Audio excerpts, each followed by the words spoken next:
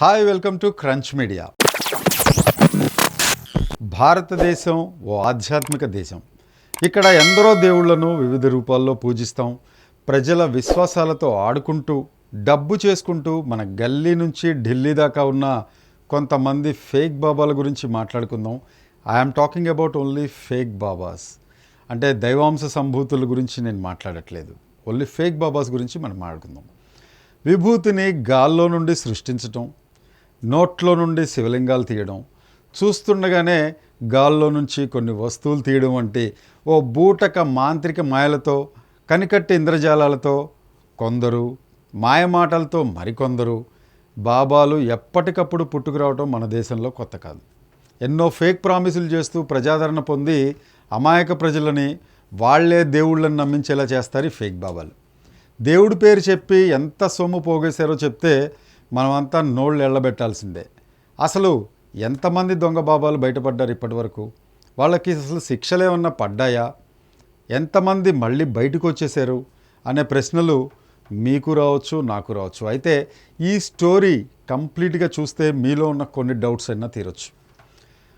దొంగతనం బయటపడకపోతే అందరూ దొరలే అని ఓ సామెత ఉంది. అలాగే ఈ ఫేక్ బాబాగాళ్ళు చేసే నేరాలు బయటపడ్డాక కటకటాల వెనక్కి వెళ్లాల్సిందే. భారతదేశంలో ఇప్పటిదాకా 14 మంది ఘరానా నకిలీ బాబాల లిస్ట్ ఒకటి ఉంది. వీరికి హిందూ ధర్మాలకు సంబంధం లేదని తెలుస్తోంది. వీళ్లకు వీళ్లే సొంత కవిత్వంలాగా కొన్ని రూల్స్ పెట్టేసుకుంటారు. జనాన్ని దోచేయడానికే ఈ రూల్స్. మరి ఈ దొంగ బాబాల్లో ముఖ్యంగా ప్రముఖుడిగా చెప్పుకోదగ్గ గుర్మీత్ రామ్ రహీమ్ సింగ్, పేరే చాలా వెరైటీగా ఉంది కదా. రాక్ స్టార్ అని కూడా అంటారు ఈయన్ని. అలాగే ఈయన్ని డేరా బాబా అని కూడా అంటారు. ఎస్, డేరా బాబా అనగానే మీలో చాలామందికి ఓ ఐడియా వచ్చేసి ఉంటుంది. ఈ పేరు కూడా ఎక్కడో వినే ఉంటారు మీరు. ఆయన ఓ విచిత్రమైన బాబా, వయస్సు 50 ఏళ్ళు. 1990 నుండి డేరా సచ్చా సౌదా అంటే డిఎస్ఎస్ అనే దానికి అధిపతి, అంటే నాయకుడు అనమాట. అందుకే ఆయన్ని డేరా బాబా అని కూడా అంటారు. బాబా అయ్యుండి పాప్ ఆల్బమ్లు చేయడం, అంటే పాప్ ఆల్బమ్లు చేయడం ఏంటా అని మీకు డౌట్ రావచ్చు. ఎస్, అదే కదా మరి. అదే డౌట్ అందరికీ కూడా. ఆల్బమ్స్ మాత్రమే కాదు, ఆయన తన గొప్పలు చాటుతూ పెద్ద పెద్ద సినిమాలే విడుదల చేశాడు. దానికి ఆయనే నిర్మాత. మేబీ చూసింది కూడా ఆయనే అయి ఉండొచ్చు, ఎందుకంటే పెద్దగా ప్రేక్షకులు ఉండరు ఆయన లీలలు తెర మీద కూడా చూడడానికి. ఆయన చెప్పే బోధనలు వింటూ ఈ సినిమా కథలు చాలా ఉంటాయి. ఆయన సినిమాల్లో ఉండే కథలన్నీ ఓ నటుడిగా, దర్శకుడిగా, రచయితగా, కవిగా, అలాగే మరి ఇంకెన్నో పాత్రలు పోషించేశాడు ఈ డేరా బాబా. ఇందు గలడు అందు లేడని సందేహం వలదు అన్నట్టు 30 రంగాల్లో నిష్ణాతుడిని నేను అని చెప్పుకుంటాడు ఈయన. ఆయనపై అనేక అత్యాచార, హత్య లాంటి అభియోగాలు మోపారు. వారిలో ఓ జర్నలిస్ట్ హత్య, 2 రేప్ కేసెస్ కూడా రుజువు అవడంతో ప్రస్తుతం అతనికి 20 years ఇంప్రిజన్మెంట్ జైలు శిక్ష పడింది. డేరా బాబా ఇప్పుడు కటకటాలు లెక్కేస్తున్నాడు. ఇక రెండో దొంగ బాబా ఆశారాం బాపు. ఈయన భారతదేశంలో మాత్రమే కాక విదేశాల్లో కూడా వ్యాపించేశాడు. అంటే 400 పైగా ఆశ్రమాలు దేశ విదేశాల్లో స్థాపించాడు. ఆయన ఇచ్చే మతపరమైన స్పీచ్లు వినడం కోసం రాజకీయ నాయకులు, ప్రముఖులు, సాధారణ ప్రజలు కూడా పోటీ పడుతూ ఉంటారు. ఈ మధ్య బాగా పాపులర్ అయిపోయిన ఆశారాంకి గట్టిగా ఓ ఎదురు దెబ్బ తగిలింది. ఆశ్రమాలని అక్రమంగా ఆక్రమించుకుంటున్నాడు అని ఆయన మీద ఓ కేసు, ఒక నింద మోపారు. 2008లో ఆయన గురుకులంలో 2 బాయ్స్ తప్పిపోయి ఆ తర్వాత వాళ్ళు శవమై కనిపించడంతో అప్పటి నుంచి ఆయన అసలు స్వరూపం అందరికీ బట్టబయలైంది. దీని వెనక, ఆ నేరం వెనక ఆశారాం ఉన్నాడు అని పోలీసులు కూడా అనుమానించారు. ఇక ఢిల్లీ గ్యాంగ్ రేప్ బాధితురాలు రేపిస్టులని సోదరులను పిలిచి ఉంటే వాళ్ళు ఆమెను రేప్ చేసేవారు కాదని ఓ స్టేట్మెంట్ కూడా ఇచ్చేశాడు ఈ బాబా. ఎంత ఘోరం, ఎంత అన్యాయం కదా. దాంతో దేశం భగ్గుమంది. రేపిస్టులను తప్పు పట్టకుండా అది విక్టిమ్దే తప్పు అన్నట్టు మాట్లాడతాడేంటినా అని మీడియా, సోషల్ మీడియా దుమ్మెత్తిపోసింది కూడా. ఇక ఈయనపైనే రేప్ కేసు ఉంది. ఎస్, ఇది మీరు వింటున్నది నిజమే. ఆయన రేప్ కేసుల గురించి మాట్లాడడం, అనవసరమైన వాగ్వివాదాలు చేయడమే కాదు, ఆయనపై కూడా ఒక రేప్ కేసు ఉంది. అత్యాచారం కేసులో ఆశారాం మరియు అతని కొడుకు ఇద్దరూ దోషులుగా ఉన్నారు. ఈ నేరాలకు సంబంధించి సాక్షులపై అనేక దాడులు కూడా జరిగాయి.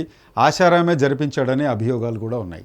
ప్రస్తుతం ఆశారాం 2013లో 16 ఏళ్ల బాలికపై అత్యాచారం చేసిన ఆరోపణలపై దోషిగా నిర్ధారించబడి యావజ్జీవ కారాగార శిక్ష అనుభవిస్తున్నాడు. ప్రస్తుతం ఈ స్వామి శ్రీకృష్ణ జన్మస్థానంలో ఉన్నాడు. ఇక మూడో బాబా రాధేమా. రెడ్ అట రాధేమా అంటే ఆవిడ లేడీ బాబా, మరి ఆవిడ ప్రముఖ మహిళా ఫేక్ బాబా. మనందరికీ ఎన్నో రంగుల్లో ఎరుపు కూడా ఒకటి కదా, కానీ ఈ బాబా రాధేమాకి మాత్రం రంగు అంటే కేవలం ఎరుపు రంగు మాత్రమే, ఇంకే రంగులు ప్రపంచంలో లేవని ఈవిడ ఫిలాసఫీ. మరి తనని తాను ఓ గాడ్ ఉమెన్ అని చెప్పుకొని తిరుగుతూ ఉంటుంది ఈమె. బట్టల నుంచి లిప్స్టిక్ వరకు ముదురు ఎరుపు రంగులో ధరిస్తుంది. అదే ఈ లేడీ బాబా స్పెషాలిటీ. ఫస్ట్ ఈమెను చూస్తే అసలు బాబా అనిపించదు. ఆమె ఖరీదైన బట్టలు, వేషం, ముంబైలో ఉన్న ఆమె 4 అంతస్తుల బంగ్లా చాలా గ్రాండ్గా ఉంటుంది లేడీ బాబా. తీసుకెళ్లే లిఫ్ట్ నుండి ఇంట్లో furniture, fans, curtain, ceiling, floor మొదలైనవన్నీ రెడ్ కలర్లో పెయింట్ చేసి ముంచి పైకి తీసినట్టుగా ఉంటుంది ఆమె ఇల్లు. ఆమె కోసం వచ్చే బకరా భక్తులని ఉద్ధరించేలా ఆశీర్వదిస్తుంది కూడా ఈ లేడీ బాబా. ఈమె తన కుటుంబంలో ఒకరి పెళ్లికి వరకట్న చట్టం కింద ఆరోపించిన నేరాలు, ఆమె చేసే అసభ్య పనులు, డబ్బు కోసం ప్రజల్ని మోసం చేయడం, రైతులని ఆత్మహత్యలకు పురిగొల్పడం వంటి అనేక నేరారోపణలపై ఆమె ప్రస్తుతం అభియోగాలు ఎదుర్కొంటోంది. మేబీ రేపో మాపో జైలుకు కూడా వెళ్ళొచ్చు. ఇక 4వ బాబా సంత్ రాంపాల్. తనని తాను ఓ గొప్ప కవి, ఇంకా గట్టిగా చెప్పాలంటే కబీర్ దాస్ యొక్క అవతారంగా చెప్పుకుంటాడు ఈ రాంపాల్. సర్వోన్నత దేవుడిగా భావిస్తాడు ఈయన. వేదాలు, గీత, ఖురాన్, బైబిల్, గురుగ్రంథ సాహిబ్తో సహా అన్ని ప్రధాన మత గ్రంథాలు కబీర్ని సర్వోన్నత దేవుడిగా పేర్కొన్నాయని చెప్తుంటాడు. అయితే ఈ దొంగ బాబా మీద హత్యానేరం మోపి అరెస్ట్ చేశారు పోలీసులు. చాలా నెలలు జైల్లో గడిపిన తర్వాత 2008లో బెయిల్పై విడుదలయ్యాడు బాబా. నవంబర్ 2014లో ఆయన చాలాసార్లు కోర్టుకి హాజరు కాకపోవడంతో కోర్టు ఆయన్ని అరెస్ట్ చేయాలని ఆదేశించింది. అయినప్పటికీ వేలాది మంది అనుచరులు ఆయన వెనకుండటం వల్ల పోలీసులు కూడా కొన్ని రోజుల పాటు అతన్ని అరెస్ట్ చేయలేక చాలా సతమతమైపోయారు కూడా. చివరకు 19 నవంబర్ 2014న ఆయన్ని అరెస్ట్ చేసి కటకటాల వెనక్కి నెట్టారు. ఇక స్వామి ఓం స్వామి. ఈయన ఓ జ్యోతిష్కుడు. స్వామిగా మారాక కూడా హిందీ బిగ్ బాస్ హౌస్లో ఓ కంటెస్టెంట్గా కూడా వెళ్ళాడు. అదేంటి అని ఆశ్చర్యపోకండి, ఎందుకంటే ఇది నిజం. బాబా ఒరిజినల్ కాదు, ఫేక్ కదా. ఎక్కడికైనా వెళ్తాడు, ఎలాంటి గ్లామర్ షోలైనా చేసేస్తాడు. బిగ్ బాస్లో పాల్గొని బాగా ఫేమస్ అయిపోయాడు ఓం బాబా.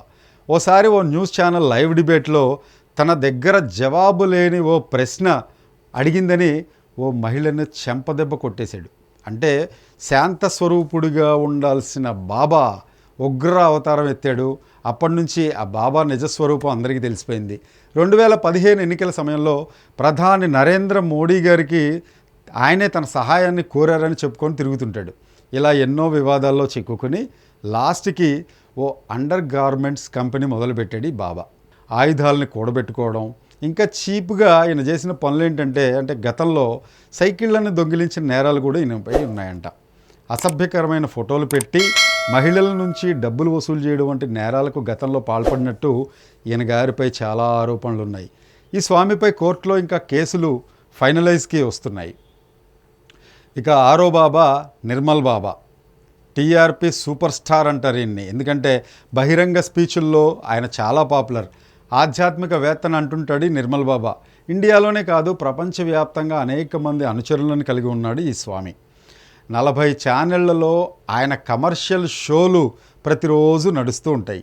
దానికి డబ్బు ఎక్కడి నుంచి వస్తుంది అని అడగకండి, ఎందుకంటే ఇందాక చెప్పినట్టు బకరా భక్తులు ఆయన వెంట ఉండనే ఉంటారుగా. అన్నీ పెయిడ్ షోలే ఇవి. నిర్మల్ బాబా తన భక్తులకు చేతబడి దుష్టశక్తుల నుండి కాపాడుతానని ప్రామిస్ చేసేస్తాడు, డబ్బంతా గుంజేస్తాడు. పన్ను ఎగవేత, మోసం, మూఢనమ్మకాలు అంటే ఆయన స్ప్రెడ్ చేస్తున్నట్టు ఆయనపై చాలా ఆరోపణలు ఉన్నాయి. కొంతమంది సాధువులు మధ్యవర్తిత్వం ద్వారా అపారమైన జ్ఞానాన్ని సంపాదించినట్లు ప్రజలకు బిల్డప్ ఇచ్చి వాళ్ళని నమ్మించి మోసం చేయడం ఈయన స్టైల్. చూశారుగా ఈ ఫేక్ బాబాల లీలలు. అందుకే మీరు ఏ బాబాల బారిన పడకండి, వారిని గుడ్డిగా నమ్మేయకండి. ఈ వీడియో మీకు నచ్చితే షేర్ చేయండి, లైక్ చేయండి, అలాగే ఒక కామెంట్ పెట్టండి. And please subscribe our crunch media for more.